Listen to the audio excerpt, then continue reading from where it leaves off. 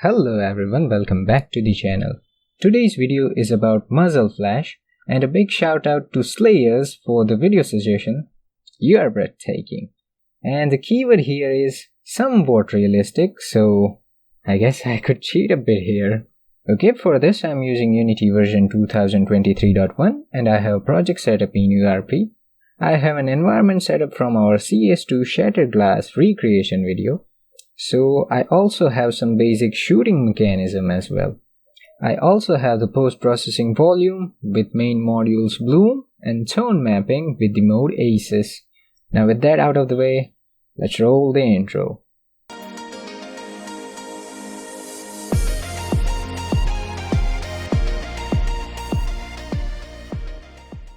Let's discuss some theory about muzzle flashes. So basically they are the burning gases that shoots out from the barrel along with the bullet itself. Here is the actual reference of the muzzle flash. And to recreate this, we will use VFX Graph. I have already gone ahead and installed the VFX Graph from Package Manager. And I have this AK model from the OG god of Unity tutorials, Osbjorn, the CEO of Team Brackeys. I will provide the AK download link in the description. Okay, so our AK has an empty child game object, fire point from where our bullets will spawn. We will add visual effects component on it. Now let's create a VFX graph. So right click, create, visual effects, visual effect graph. Let's call it Muzzle Flash VFX. And assign it to our fire points visual effect component. In the VFX graph, let's give a proper name to our system. Then the first thing we want to do is, in output context, we will set the main texture of our particles. I'm going to use this default simple smoke texture. Then set the blend mode to additive. Then in set size over life attribute, I'm going to adjust the curve so that our particle starts very small and quickly grow very big.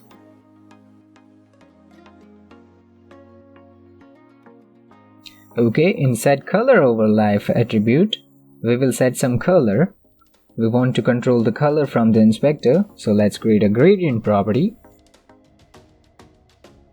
Let's call it Muzzle Flash Gradient.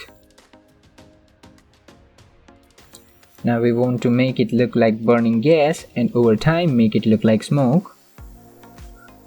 So at the first notch, I will set some yellowish color with some high intensity. Then we'll add second notch at around 30% and give some grayish color with 0 intensity. And the third notch will be full black. For the alpha, I will bring this notch at around 20% and set the alpha to around 80. Then drag it in and feed it into the color. Also make sure that we have set the color mode to color and alpha, otherwise the alpha values will be discarded. In this spawn context, instead of continuously spawning particles, we want bursts. So let's delete constant spawn rate attribute and add single burst. We want random numbers of particles in each burst, so set the spawn mode to random. Set the count between 10 and 50. Now in the initialize context, let's set the capacity to 300. So any particles above 300 will be discarded, and if you don't see the bounds in the scene, go to this anchor chain thingy and select our fire point.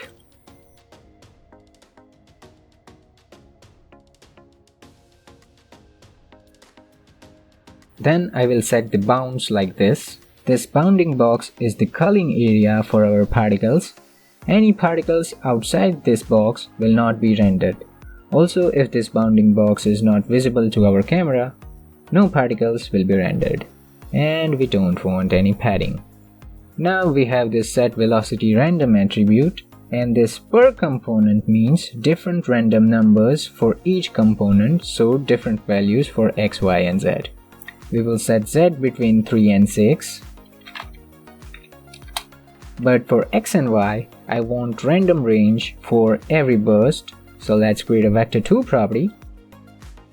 Call it spread range x. I will give default value of 1 and 2 and drag it in. Let's create a random number operator. It will give us random number between min and max. Uncheck this constant, so we will get new random number each time. Then feed our spread range x properties x to min and y to max. Then take its output and feed it into the x of random velocity a. Take another output from our random number operator and feed it into the negate operator. Negate operator will multiply any value we feed in with -1. Then take negate operator's output and feed it into the x of random velocity b. We will do the same for y, so let's create another vector2 property. I will call it spread range y and do the same.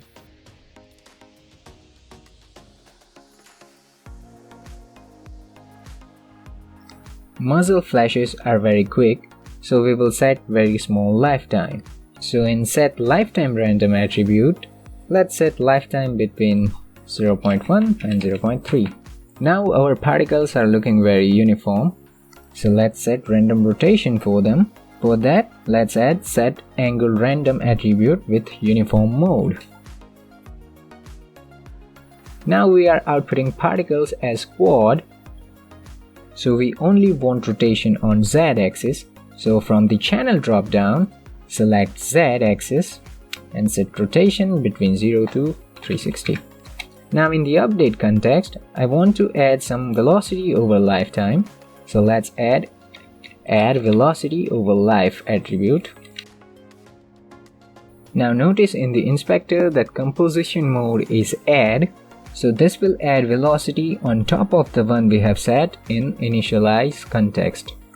Now I don't want to add velocity on x and z, so in the x curve, I will select this linear curve, go to the last key, right click edit key and put 0 in the value. We will do the same for velocity z, so copy velocity x value and paste it on velocity z. We will gradually increase velocity y, so I will set the curve accordingly with max value of 0.4.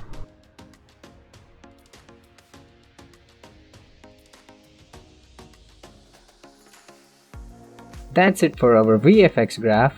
In my shooting script, I have a reference for our visual effect, and in my fire method, I'm calling the play method of our muzzle flash. Now notice that as soon as I hit play, our effect automatically gets played. That's because of this initial event name property. Here we are telling Unity to evoke this event as soon as we hit play, and onPlay event is used to play our effect. Now this check mark here does not mean play it or not play it. This is the property override indicator. So by default it invokes onPlay event, and if I change it, the property will indicate that it's been overridden. Let's test again. And we have our muzzle flash. But one final thing is still missing. Muzzle flashes are bright and self-emissive, so they should emit light, and to mimic that, I will add a point light. Set the color that roughly matches our muzzle flash color. Set the range and intensity. And I don't want to cast any shadows. Now I have this light flash script that just disables the game object after this specified time. And in my shooting script, I will just enable our point light. And we have nice muzzle flash.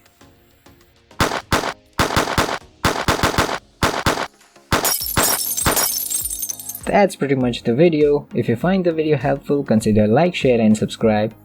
Wishlist Cosmic Roads on Steam. If you have any questions, post them in the comments. That's it from me, and I will see you guys on the next one.